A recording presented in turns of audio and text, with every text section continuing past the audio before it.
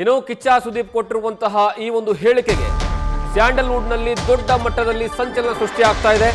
ಇದಕ್ಕೆ ಕೌಂಟರ್ ಆಗಿ ನಟ ಧನ್ವೀರ್ ಪೋಸ್ಟ್ ಅನ್ನ ಮಾಡಿದ್ದಾರೆ.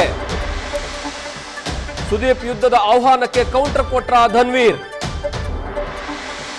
ವಿಜಯಲಕ್ಷ್ಮಿ ಕೌಂಟರ್ ಬೆನ್ನಲ್ಲೇ ನಟ ಧನ್ವೀರ್ ಪೋಸ್ಟ್ ಹಾಕಿದ್ದಾರೆ.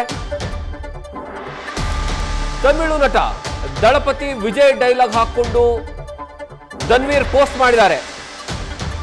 ಏಕಾಂಗಿಯಾಗಿದ್ರು ಸಿಂಹನೇ. ದರ್ಶನ್ ಜೊತೆ ಇರುವಂತಹ ಫೋಟೋ ಜೊತೆಗೆ ಧನ್ವೀರ್ ಕೌಂಟರ್ ಕೊಟ್ಟಿದ್ದಾರೆ. ಸುದೀಪ್ಗೆ ದಾವಣಗೆರೆಯಲ್ಲಿ ಕೌಂಟರ್ ಕೊಟ್ಟಿದ್ದ ವಿಜಯಲಕ್ಷ್ಮಿ ಈಗ ಧನ್ವೀರ್ ಮತ್ತೊಂದು ಕೌಂಟರ್ ಕೊಟ್ಟಿದ್ದಾರೆ.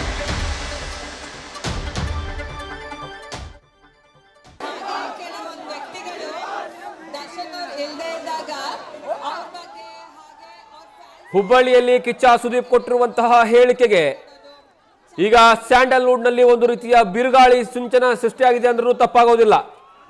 ಕಾರಣ ಏನು ಅಂದ್ರೆ ನೇರವಾಗಿ ನಾನು ಯುದ್ಧಕ್ಕೆ ಸಿದ್ಧ ಅನ್ನುವಂತಹ ಮೆಸೇಜ್ ಅನ್ನ ಹುಬ್ಬಳ್ಳಿಯಲ್ಲಿ ಕಿಚ್ಚ ಸುದೀಪ್ ಮಾರ್ಕ್ ಸಿನಿಮಾದ ಈವೆಂಟ್ ಸಂದರ್ಭದಲ್ಲಿ ಹೇಳ್ತಾರೆ. ಅದಕ್ಕೆ ದಾವಣಗೆರೆಯಲ್ಲಿ ನಟ ದರ್ಶನ್ ಅವರ ಪತ್ನಿ ವಿಜಯಲಕ್ಷ್ಮಿ ಒಂದು ಸ್ಟೇಟ್ಮೆಂಟ್ ಅನ್ನ ಕೊಡ್ತಾರೆ. ಅಂದ್ರೆ ಒಂದು ರೀತಿಯಲ್ಲಿ ಕೌಂಟರ್ ರೀತಿಯಲ್ಲಿ ದರ್ಶನ್ ಅವರು ಹೊರಗಡೆ ಇರುವಂತಹ ಸಂದರ್ಭದಲ್ಲಿ ಈಗ ವೇದಿಕೆ ಮೇಲೆ ಟಿವಿಗಳಲ್ಲಿ ಹೇಳಿಕೆಯನ್ನು ಕೊಡುವಂತವರು ಬೆಂಗಳೂರಲ್ಲೇ ಇರ್ತಾ ಇರಲಿಲ್ಲ. ಅದಾದ ಮೇಲೆ ಧನ್ವೀರ್ ಒಂದು ಪೋಸ್ಟ್ ಅನ್ನು ಮಾಡಿದ್ದಾರೆ. ದರ್ಶನ್ ಜೊತೆಗೆ ನಿಂತ್ಕೊಂಡಿರುವಂತಹ ಫೋಟೋ ಅದು. ಆ ಫೋಟೋದಲ್ಲಿ ತಮಿಳು ಚಿತ್ರದ ಒಂದು ಸಾಂಗ್, ಒಂದು ಡೈಲಾಗ್ ಅದು. ಕಾಡಿನಲ್ಲಿ ಬಹಳಷ್ಟು ಪ್ರಾಣಿಗಳಿರ್ತವೆ, ಆದ್ರೆ ಕಾಡಿನ ರಾಜ ಸಿಂಹನೇ.